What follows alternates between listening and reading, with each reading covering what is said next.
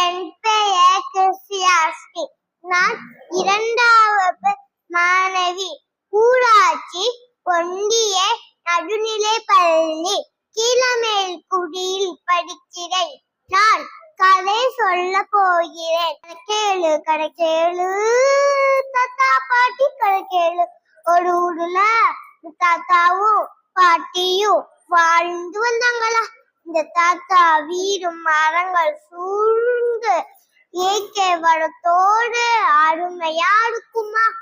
Plastic பொருட்கள் மக்கா குப்பை எதுவும் இருக்காராம்.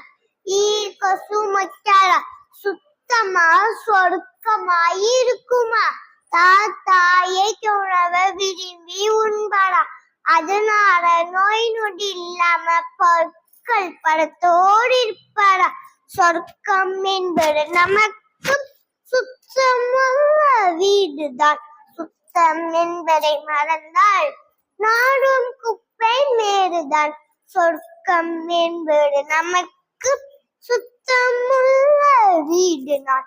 சுத்தம் என்பதை மறந்தால் நாடும் குப்பை மேடுதான். தாத்தா ஒரு பெட்டி சிந்தாளா.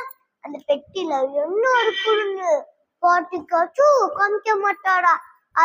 அவரை பத்திரமா வச்சிருந்தாரா. அது ஊரே பரவி அது தெரிஞ்சு அந்த திருடங்கள் வந்து தாத்தாவோட கூடைய பிச்சுக்கிட்டு உள்ள போயிட்டாங்களா. தாத்தா கண்ணு முடிச்சு பார்த்து திருடாரே தம்பி திருடாரே. பருமை நிறைந்து பயந்து விடாரே. திறமை நிறைந்து மறந்து விடாரே. திருடாரே தம்பி திருடாரே.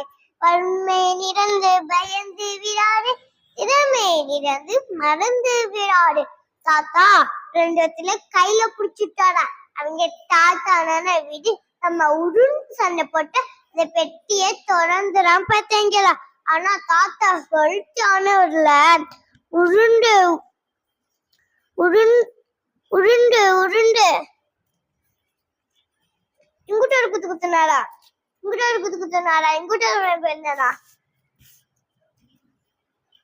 குத்து குத்துனாரா. அந்த பெட்டி திறந்துடுச்சா. ஜீன்பா அவங்க ஆச்சரியப்பட்டு தாத்தாட்ட மண் கேட்டுட்டு போயிட்டாங்களா.